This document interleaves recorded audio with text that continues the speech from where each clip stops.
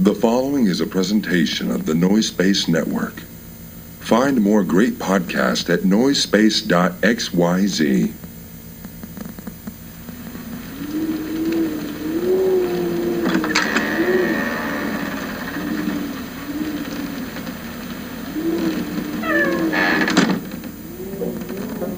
We begin in Southern California 3 decades ago. 2 red souls were brought to this earth, separated by just a scant few miles and unbeknownst to each other. The fates kept them separate as they grew from brass whelps into homosexual young women with hard opinions about cheaply made processed foods.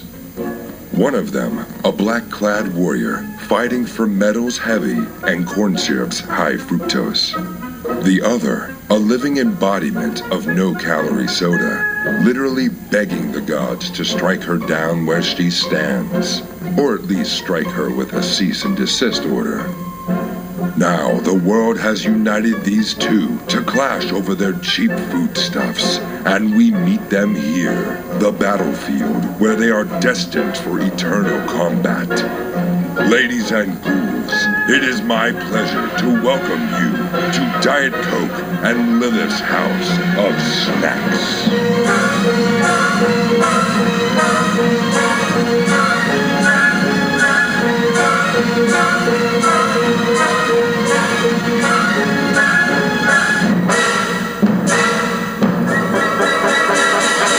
Jarett Coke. And I'm Lilith.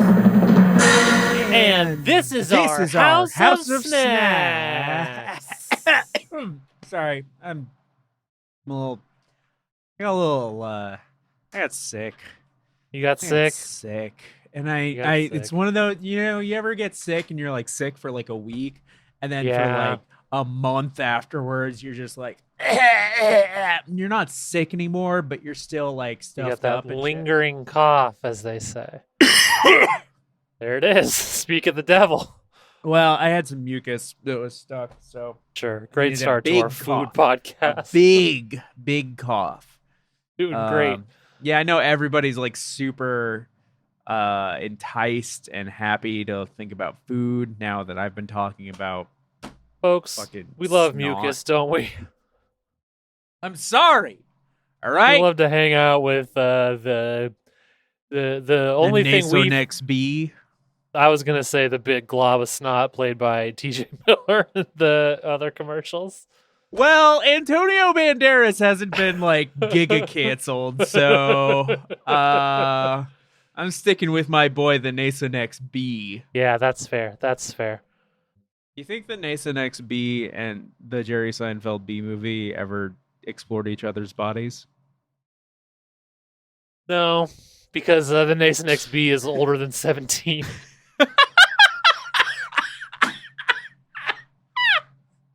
Now, do you think that that's true? Bees have a pretty short lifespan. But in bee Do you think years. that's why Jerry Seinfeld agreed to be in the Bee Movie, is because bees live such a short amount of time? It's like how Jerry Seinfeld really loved the Neelix and what's her name romance on Star Trek Voyager. This one I don't. Oh wait, I remember Neelix and okay. I've seen some Voyager. The blonde woman who was 2 years old. Yeah. Of course. All right, folks, so we got snot, we got pedophiles. Yep. Just all the most appetizing concepts. Yeah. What else? The worst thing you've ever eaten? I mean, you don't have to answer that. It might be something on this show. Right?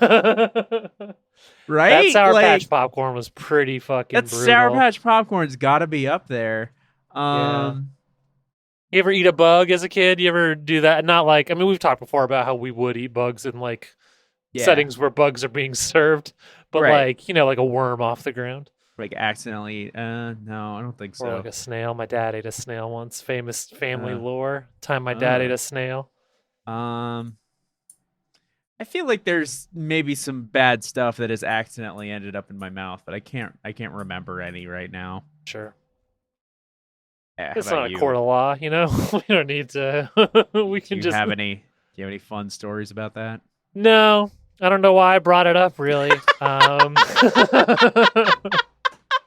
I was friends with the kid who would eat worms for money in elementary school. Yeah. But I did eat. We talked never before went pro on this myself. show about how I had like pica when I was a kid, and I would eat like paper. But that's not like gross. It's just paper. No. It's not good. You know? It's not like nutritional. But... You shouldn't do it, but who among us has not been tempted by the pearly white temptation of just choking down some paper? Yeah. Oh yeah, I've got some shit on my desk right now. Oh yeah, you got some shit on your desk? You better clean that up. Sorry. For Big Island candies. This is every once in a while. I will, because I've had family from Hawaii, and I will get like these. I'll get care packages. Strangely enough, this was actually from my mom and stepdad, who is not from Hawaii. But these are like these little like chocolate covered cookies, with like a bunch of like macadamia nuts and like that kind of stuff. It's from Hilo. That sounds good as hell. I love a chocolate covered cookie, and I love a macadamia nut. Yeah. Yeah. Now, I ate it and I was like, well, there's no, I'm probably not going to get any of this to Emily or to Diet Coke, to That's fair. The co-host of my podcast. So, and that was a gift from my mom and stepdad for Trans Day of staying in and having a nice snack. Nice. Hell yeah. Other things that have been said is that I'm transgender. I'm glad you got a nice snack. The first syllable of that scares me. Loaded every time. It's very. Patricia Steer has been entered like moments before. It's such a like.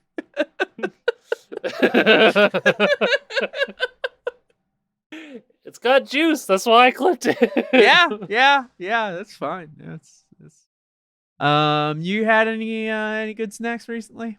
Nothing's come to mind. I had some pepper jack Cheez-Its recently. You ever try the pepper jack variation? Well, I love pepper jack. They're pretty nice. They come in kind of real soft, but then they got a bit of a fiery build to them. That's quite nice. Yeah. Well, that's pepper jack for you.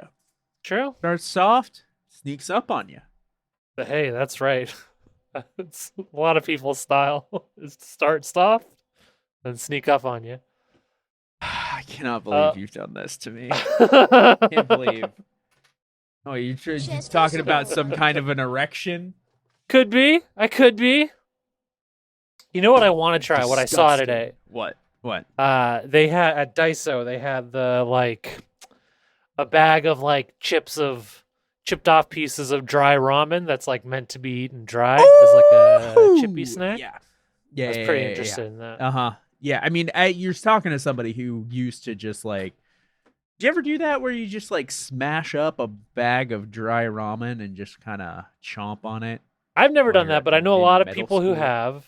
Much like my opinions on that are the same as the Mighty Mighty Bosstones singers' feelings about knocking on wood, which is that I've never had to do it, but I know someone who had.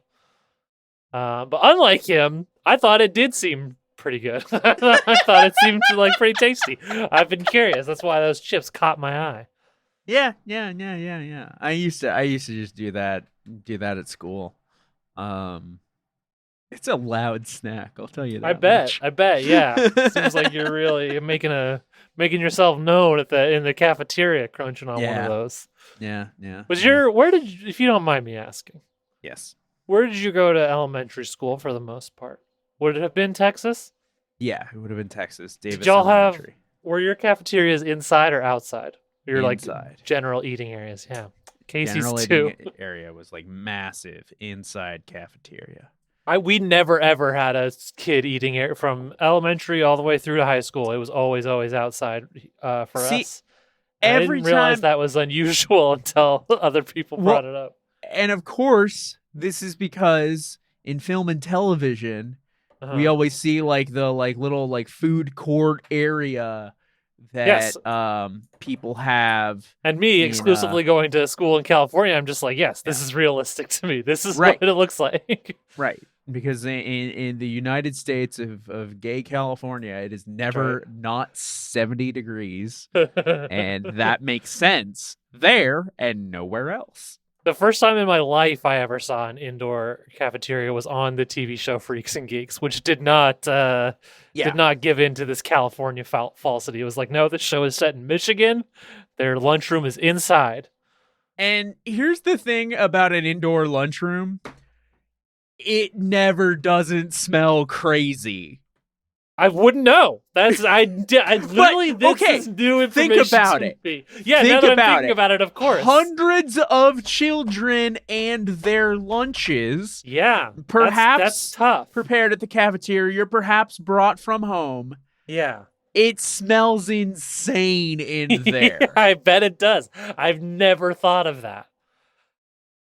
It's the worst. Wild. Let me ask you this. It's the worst place. Let me ask you this. Were food fights an occurrence that ever happened in there? Happened once in middle school. Okay, and I wasn't in the room. So this is interesting. It was like a different lunch period, I think. Maybe you wasn't there. Yeah. And my beautiful wife, Casey, we've got the full range of food fight experience. Okay. I fully thought that was a thing that like truly only happens in TV and movie. It was so unheard of. Nothing even close to a food fight in any of my years of schooling. Yeah. But Casey says that was like a major problem at her Las Vegas school. To the point where like you would get seriously punished for starting one because they happened so often that it was like a huge problem. And that's so funny to me. And see, so here's the other thing. In high school, so elementary, middle school, you had to eat in the cafeteria. High school, you could eat wherever you wanted in the school, but there was a cafeteria. And I would always, because I had a small group of friends, we would find some like little nook of the school. I remember my freshman year, it was like outside of the library, and we'd all just sit on the ground. Sure. So that, we wouldn't be around all the cool kids. Me and my friends had an isolated eating nook that was also separate from the main eating area in high school. This is very familiar to me. I did the exact same thing.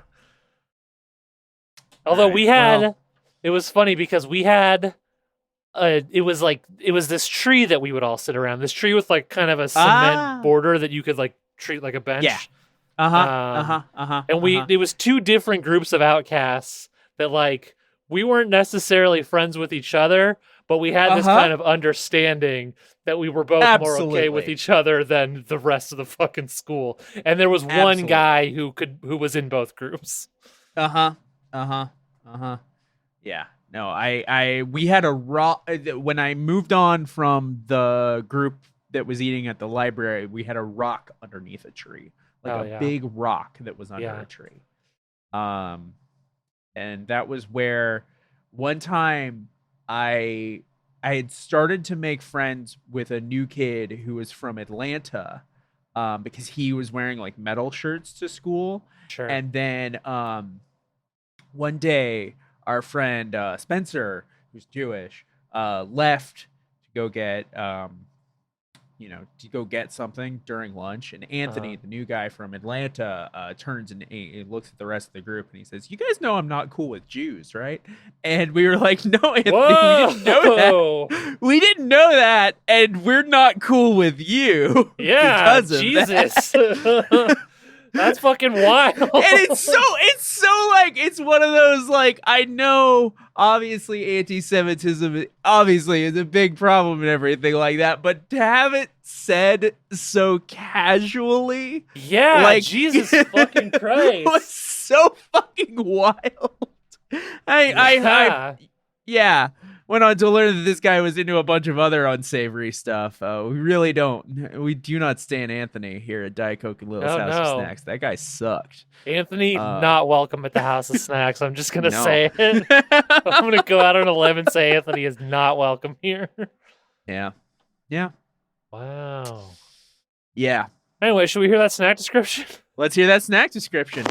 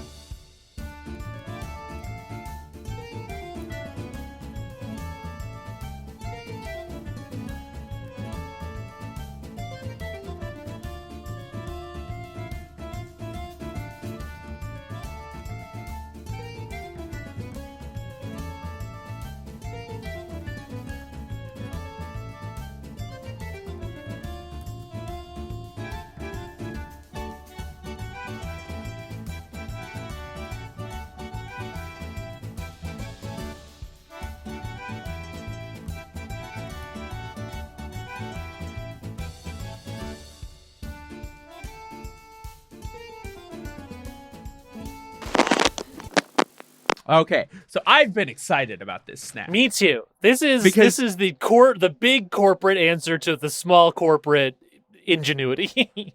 The small corporate ingenuity that has been one of the best snacks that we've ever done on this show. I don't know if we've officially laid it out recently, but in my heart, the Hers, this is what we're talking about, the Hers deep dish pizza curls are a snack we tried previously that I think are still my number one snack we've tried on this show. They were incredible. Here today we have Cheetos Puff Cheese Pizza, which... Now, the Hers were deep dish pizza curls. Yeah, this is not a 1-to-1. but the pizza. shape, the form of hers deep dish pizza curls, they might be hairs, by the way. I think you figured this out, but I can't remember what it was. Did I? Maybe. I don't know. They're exactly like a Cheetos Puff. Like it is the exact same shape. So Yes. It's not a 1-to-1, but these are extremely similar snacks. This is Cheetos finally has a response. I'm very curious. I'm extremely curious. How do you think this is going to go, though? I think they're going to be fine. I think they're going to be good. They're not going to stack up. No, I don't think they're going to stack up. And I think, to me, the real question is if I'm going to be mad I don't just have regular Cheetos Puffs. Because I like regular Cheetos Puffs quite a bit. I love Flamin' Hot Puffs. Uh-huh. To me, I can't see them being better than either the plain Puffs or the Flamin' Hot. So really the big goal here, the big line I'm hoping these cross is to just not be a disappointment, frankly. Yeah. Want to try them out? Yeah. I got the big bag here. I got the, what is this? This is a I don't know that you 8 can get ounce a small bag of these. Yeah. I got my chopsticks. I'm still missing those fucking Shark Tank devices that I used to have. And I have those, but they're in my they're in my kitchen. I didn't think to get them out, despite the fact that we're literally doing like the thing that they're for. Oops. They kind of smell like shitty Cheetos. They kind of smell like Cheetos, but like not like off somehow. If I could describe the scent that wafts out of this bag. Kind of not good. All right. I'm going to try one. They're a little darker than a normal puff, I'll say as well. Oh. Wow. That's really not good. Yeah, that is not my favorite. No. I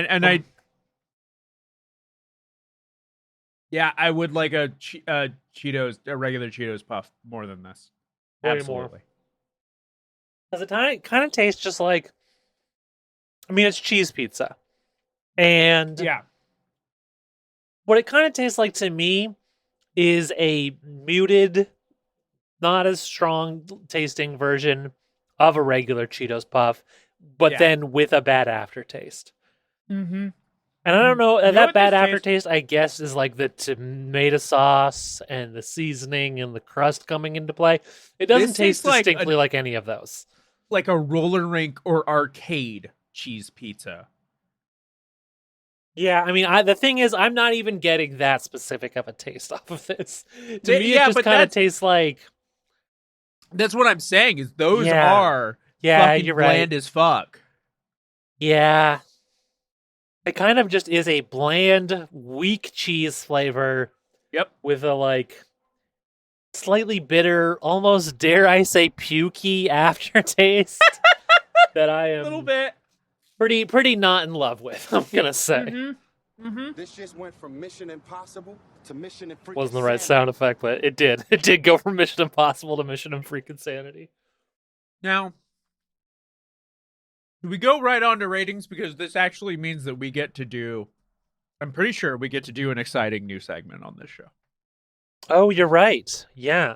Let's move on to ratings. So, for me, this is pretty easy. I'm not going to fucking buy these. It costs money, and where is he getting the money from? I don't think so. And, I would not eat. No! I didn't enjoy them. They're not taste good. And... No! And, a Cheetos Puff is such a great texture, so even if they if they just kind of taste like nothing, I might still be like, this texture's all right, though. But... Mm-hmm. They're actively bad. They're going to be a would not buy and also a would not eat from me. I hate that sound effect so much. Yeah. Especially after I've eaten something bad, which is what that means. Which is what that sound effect means has happened. Exciting new segment on the show. This is something that I texted Emily about, Diet Coke about a number of months ago. Weeks, I don't know, whatever. When we as snack journalists look at a snack and give it all 4 zilches across the board, would not buy, would not eat, would not buy, would not eat, we have a duty to figure out what else we can use that snack for, because it's clearly not eating. Yeah, eating's not it, fam. No. As influencer brand account would try to say. But like we still live in the world. They've made these. They exist. They're here now. Since they're not going to be eaten. You know, I like to think of myself as somebody who's like environmentally minded. Reduce, reuse, recycle.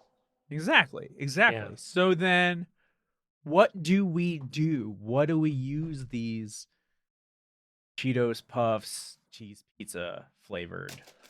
I think you could grind them up real fine and use them as a sort of coloring additive if you need something to be orange, you know? Mm-hmm. Okay. I think that's one use. Sure. If you were moving and had something fragile that you didn't mind smelling disgusting. Yep. Or if you were sending something to someone you hate and you didn't want to break it, but you want to ruin it a little bit.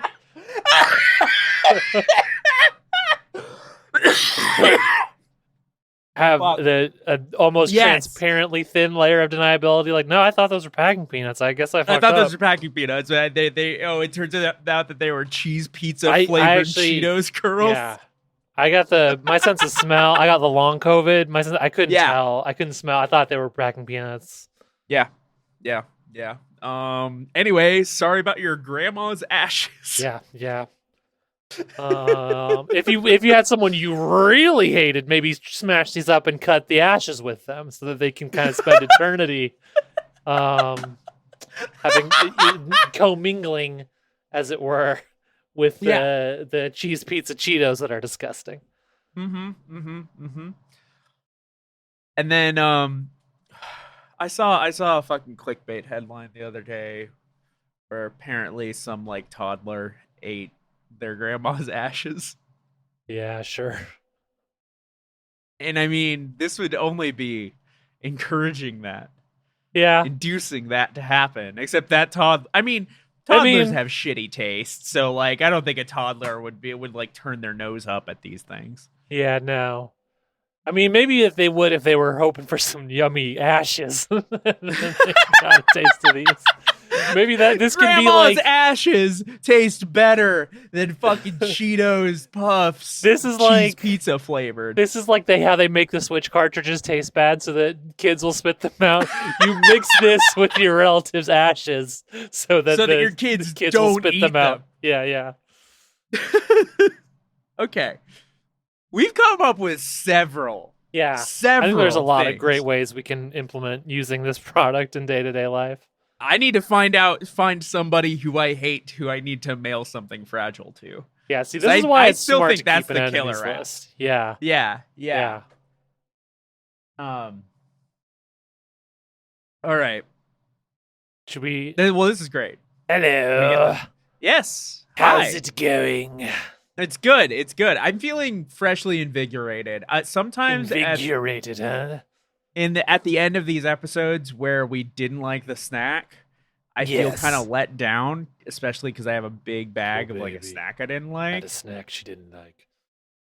I'm being confident. I'm crabby. I'm sorry. I didn't get a lot of sleep last night. But I'm like right now I'm happy because now instead of that I can like. No, I can find a way a nice fun segment to do. I heard. I was kind of I was at the landing halfway up the stairs, peeking in, waiting for my moment. I do that most weeks. Fragile that you need me to mail you, by the way? Well, as I just said, I was listening to the prior segment, so I have some suspicions about this offer. But as a matter of fact, are you into Warhammer? I love Warhammers. The guys, all of them. You know, the Did you say Mo? Marines, do you think Mo is a Warhammer guy? It's probably my favorite Warhammer is Mo. Are you thinking of The Simpsons? Yeah, Warhammer, the show with the guy who says "dough" and the little kid spiky hair. Okay. Barney burps. The top 3 things anyone thinks of when they think of The Simpsons. I will mail you a Bart Simpson figurine. I just said that I'm more of a Moe guy. Okay. Okay. Okay, I'll find a fucking Moe Sislak figurine. Thank you. A blank one, please. I like to paint them. You do like to paint. You do like that part of it. Okay. Yeah. Okay. Should I say goodbye, Ghosts and Ghoulies, at this point? Yeah, please say goodbye, Ghosts and Ghoulies. Well, goodbye, Ghosts and Ghoulies. The House of Snax is closed yet again. We'll snack you later.